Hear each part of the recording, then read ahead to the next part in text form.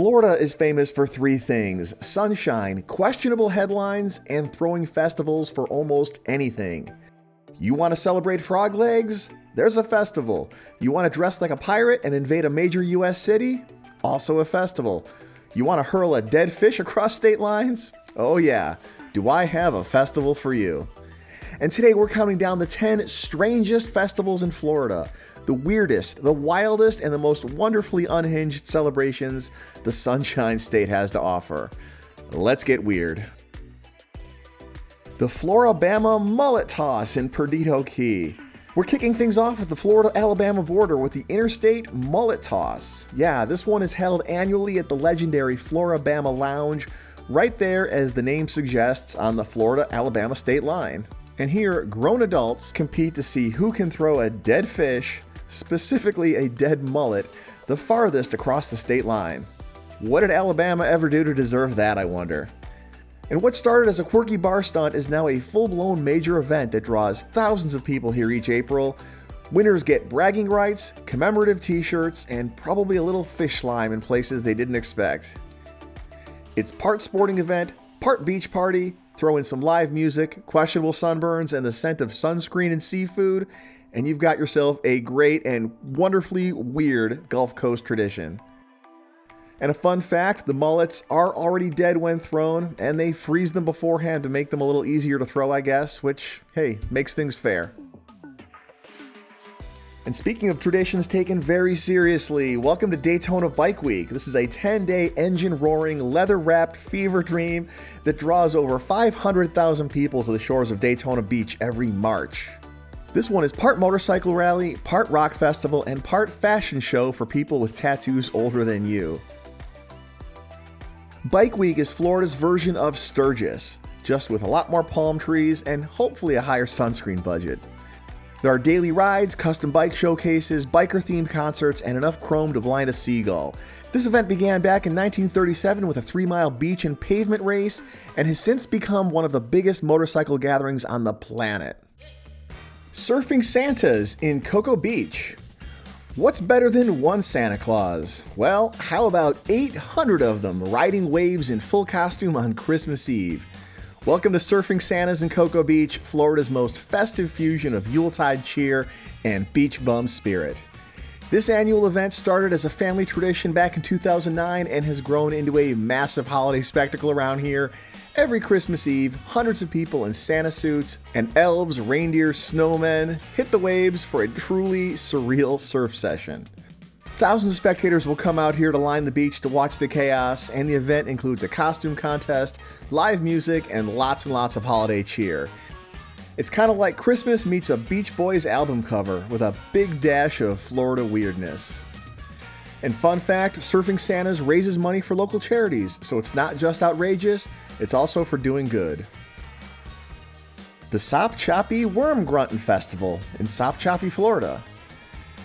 Now, ladies and gentlemen, it's time to celebrate worms.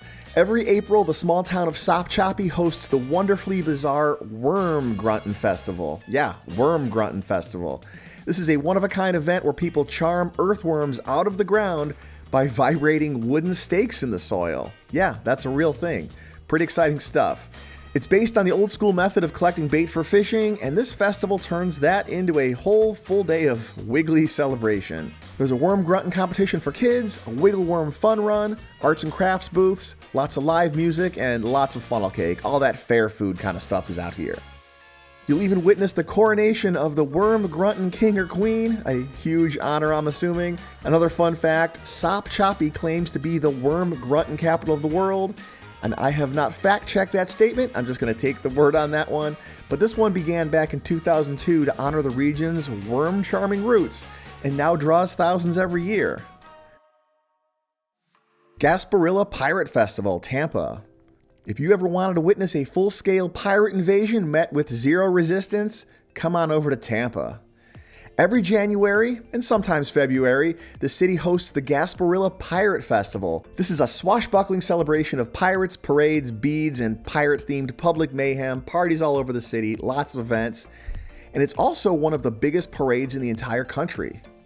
It kicks off with a mock invasion where hundreds of costumed pirates aboard the Jose Gasparilla pirate ship invade Tampa Bay, but instead of cannon fire, they're met with cheers and a parade featuring pirate crews tossing beads to the crowd that can easily top hundreds of thousands of people. The mayor will even meet the invading pirates and officially surrender the city to this rowdy band of buccaneers. And yeah, Buccaneers, this parade in Tampa's pirate history are how the local NFL team got that name. There's marching bands, floats, pirate costumes, lots and lots of public drinking, and then has several events throughout the next couple weeks until the night parade closes this entire thing. Another fun fact, this festival dates back to 1904 and is named after the mythical pirate Jose Gasparilla, who, spoiler alert, sorry, probably didn't exist. But don't let historical accuracy get in the way of a good time. Fantasy Fest in Key West. If Mardi Gras, Gasparilla, and Halloween had a wild sunburned baby, it would probably be Fantasy Fest. This is held here every year in Key West. This week-long celebration is part costume party, part hedonistic street party, and 100% weird, not out of control, and it's just everything you imagine Key West to be. Picture pirate wenches, zombie Elvises, and folks covered in glitter, and really that's about it, nothing else. The highlight is the Fantasy Fest parade. It's a massive procession of floats, dancers, and marching groups on Duval Street. Think beads, lights, lots and lots of skin. Fun fact, this event was created back in 1979 to boost tourism to Key West during the slow season, and it worked and then some. This is a busy spot these days. Kyio Festival in Miami. If you're ready to experience 20 blocks of pure sensory overload, welcome to Kyio, Miami's biggest street party that is the crown jewel of the Carnival Miami series. Every March, Little Havana turns into a music-thumping, flag-waving, pork-scented explosion of Latin culture. Expect salsa and reggaeton blasting from every direction, rows of street food vendors selling Cuban sandwiches and arepas, and more people dancing in the street than at most music festivals. It's part cultural celebration, part food fest, part mega dance party, and it's all a bunch of chaotic good. And over 1 million people show up at this event every year. This is a big deal. Fun fact, Kyio once set a Guinness World Record for the world's longest conga line at this event. Over 119,000 people. Swamp Cabbage Festival, La Belle. So don't let the name scare you, but swamp cabbage is the edible heart of the sable palm, also known as Florida state tree, and it tastes kind of like a cross between artichoke and mild cabbage. At least that's what they say. I've never tried the stuff. Every February, the town of La Belle throws a huge party in its honor, the Swamp Cabbage Festival. It includes a parade, armadillo races, axe throwing, live country music, and a pageant to crown the one and the only Swamp Cabbage Queen. Locals have been celebrating this strange but proud tradition for over 50 years now. You can sample swamp cabbage stew right here, fritters, and even deep-fried versions, because Florida, everything's deep-fried. Maybe not so fun fact, but harvesting swamp cabbage requires cutting down the entire tree, which is why it's a regulated delicacy and taken pretty seriously around these parts. The Python Challenge in the Everglades. Yeah, the whole Everglades.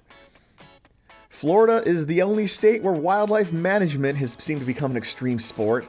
The Python Challenge is a real event hosted by the Florida Fish and Wildlife Conservation Commission, and their goal is to remove as many invasive Burmese pythons from the Everglades as humanly possible, and win some money while doing it.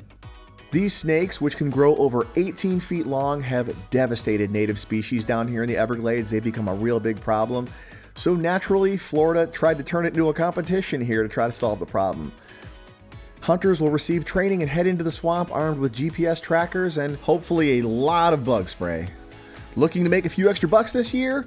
The grand prize is $10,000 for whoever catches and removes the most Burmese pythons during this event.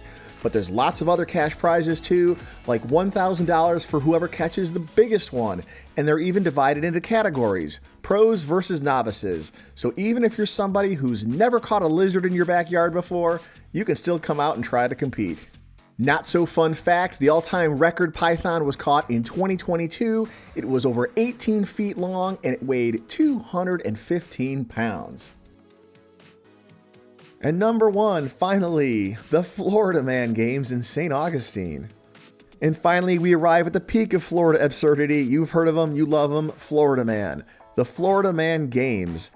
This real-life, tongue-in-cheek event celebrates the viral chaos of Florida Man headlines by turning them into Olympic-style competitions. Well, where else are you going to find anything like this? Like, yeah, we've got the Olympics and they've been around forever, but they don't have gator tossing. They don't have sumo wrestling. They don't have how much beer you can drink. They don't have a contest where you got to hold your beer and fight someone else at the same time. It's just something you're not going to find anywhere else. You've got the Florida Sumo Cage Match and beer chugging competition, the evading arrest obstacle course judged by real Florida retired cops. There's the human beer pong, and my personal favorite, the Hurricane Party Prep Grocery Aisle Brawl. Yeah, true Florida Man stuff. Fun fact, some of the judges are actual viral Florida men. They've been in the headlines. So there you have it. Thanks for watching 10 festivals that prove Florida doesn't just embrace the bizarre. We host a parade, fry it in peanut oil, and crown it queen. And which of these would you actually go to? Or better yet, have you been to any of these? Let me know in the comments what you thought of these festivals. And if you love Florida's offbeat adventures and the occasional armadillo race, please don't forget to like, subscribe, and hit that bell so you never miss another trip down Florida's weirdest roads. It really helps the channel grow, and I sincerely appreciate that. Thank you so much, and I'll see you in the next one.